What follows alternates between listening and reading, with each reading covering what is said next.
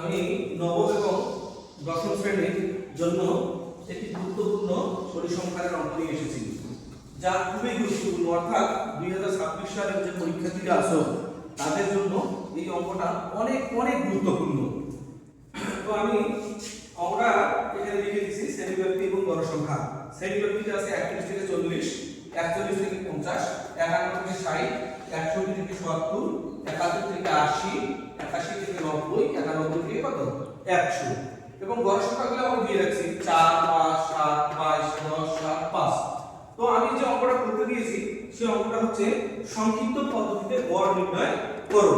তো এটা 2026 সালের স্টুডেন্টদের জন্য খুবই খুবই খুবই গুরুত্বপূর্ণ, মানে 100% আসার সম্ভাবনা আছে। তো তোমরা অবশ্যই মনোযোগ সহকারে আমার ভিডিওটা দেখবা। তো আমি ভিডিও শুরুতেই অর্থাৎ আগের ভিডিওগুলোতে বলছিলাম যে সংক্ষিপ্ত পদ্ধতিতে গড় নির্ণয় করতে বললে কলাম হবে মোট 5টি। কয়টা কলাম হবে? 5টা। সেই কলাম 5টা কি কি?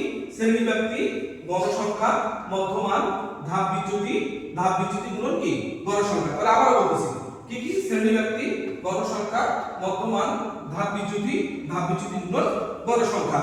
তো আমাদের এখানে শ্রেণী ব্যক্তি দেওয়া হয়েছে প্রশ্নে এবং গড় সংখ্যা কি দেওয়া হয়েছে। তো আমি শ্রেণী ব্যক্তি এবং গড় সংখ্যা বসাই দিলাম। এরপরে আমরা আসবো মধ্যমান।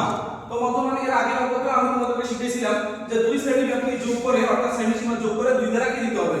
ভাগ দিতে হবে। তাহলে তোমরা কি পাবা? শ্রেণী মধ্যমান পাবা।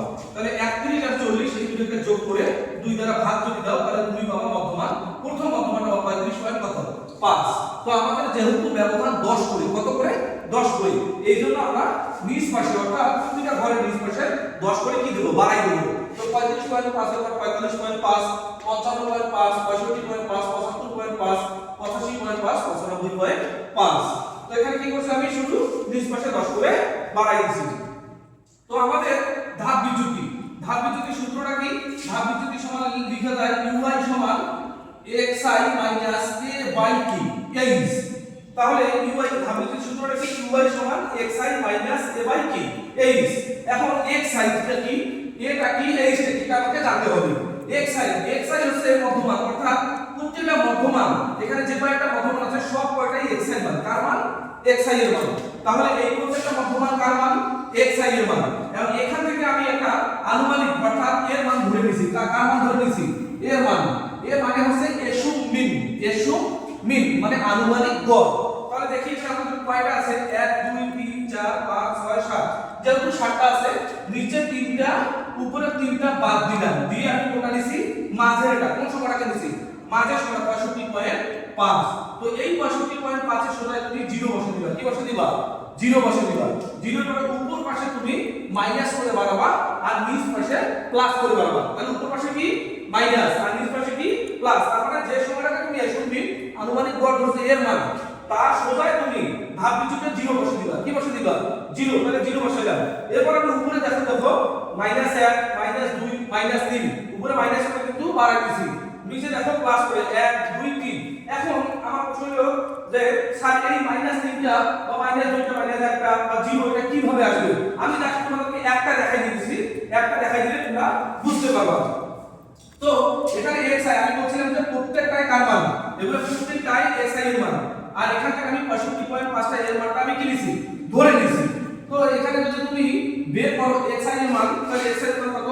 35.5 মাইনাস এর মান কত হচ্ছে? 65.5। এখন আমাদের এইচ আছে না নিচে? এইচ টা হচ্ছে ব্যবধান অর্থাৎ ডিসটেন্স। আর 31 থেকে 40 এর মধ্যে যে ব্যবধানটা আছে, এই ব্যবধানটা আছে সেটা হচ্ছে এইচ এর মান। তাহলে এইচ এর মান কত? 10। তাহলে তুমি এখানে দেখো, এখানে তোমার বিয়োগ ফিগারটা অর্থাৎ মাইনাস ফিগারটা বড় আর প্লাস ফিগারটা কি ছোট। যদি মাইনাস ফিগার অর্থাৎ মাইনাস সাইনের সংখ্যা বড় হয় তাহলে মাইনাস সাইন থেকে প্লাসের মানটা কি যাবে? বাদ যাবে। কিন্তু অবশ্যই তোমরা মনে রাখবা যদি মাইনাস সাইন বড় হয় তাহলে মাইনাস সাইন এখানে বসবে। তাহলে -65 থেকে -65 সাইনটা বড়, এখানে সাইনটা কি নিলাম? মাইনাস নিলাম। -65 থেকে 35 যদি বাদ দাও তাহলে মাইনাস কত হবে? 30। 30 কে যদি 10 দ্বারা ভাগ দাও তাহলে মাইনাস কত হবে? 3। কথা বুঝতে পারছো? তো প্রত্যেকটাই অর্থাৎ এটা প্রতিটাই xi এর মান। তুমি এভাবে প্রত্যেকটা বের করতে পারবা। তো এটা সবথেকে সহজ নিয়ম হচ্ছে যে তুমি এসুমিন আনুমানিক গড় যেটাকে ধরছো এর সোজা 0 বসে দিবা আর উপরে দিবা মাইনাস করে, নিচে দিবা কি করে? প্লাস করে বাড়াই দিবা। এরপরে আসলে সামেশন আমি লিখছি fi ui। তো সামেশন fi ui, fi মানে হচ্ছে গড় সংখ্যা, fi মানে কি, fi মানে গড় সংখ্যা, আর ui তো আমরা একটা মান বের করছি যে ui মানে অর্থাৎ ধাপ বিচ্যুতির মান, অর্থাৎ সামেশন fi ui। তাহলে fi ui মানে গুণ আকারে থাকবে, কি আকারে থাকবে, গুণ আকারে। তাহলে এখানে গুণ করে সেটা মাইনাস 3 এর সাথে 4 গুণ করলে 3 এর চেয়ে 12, মাইনাস 2 এর সাথে 5 গুণ করলে 5 গুণ 10, মাইনাস 1 এর সাথে 7 গুণ করলে হবে মাইনাস 7, 0 এর সাথে কোন সংখ্যা গুণ করলে তার মানে হবে 0, 10 এর কত হয় 10, 7 গুণ কত হয় 14, 3 5 কত হয় 15।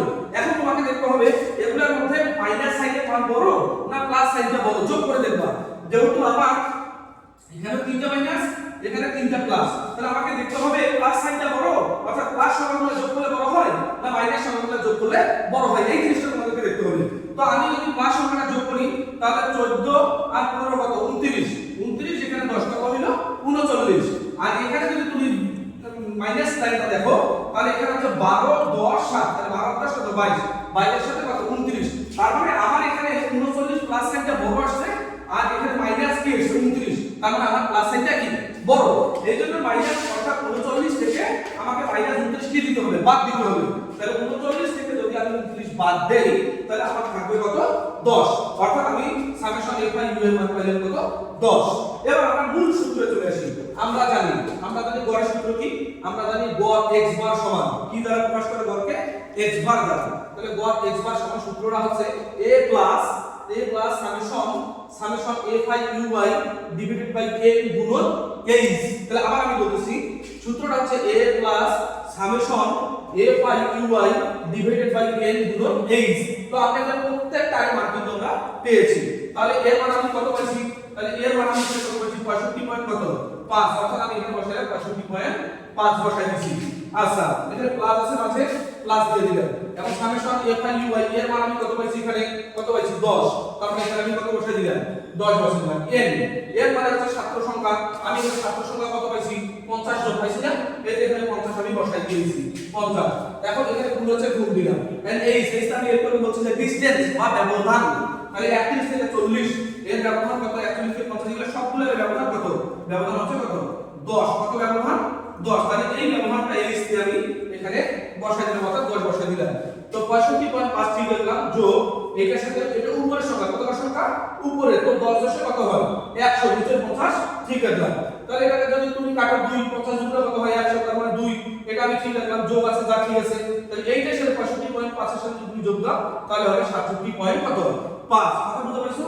তো এই নিয়মের অর্থাৎ এইটা এই অঙ্কটা দশম শ্রেণী অর্থাৎ 2026 সালে তোমরা যারা পরীক্ষা দিবা তাদের জন্য খুবই খুবই খুবই গুরুত্বপূর্ণ।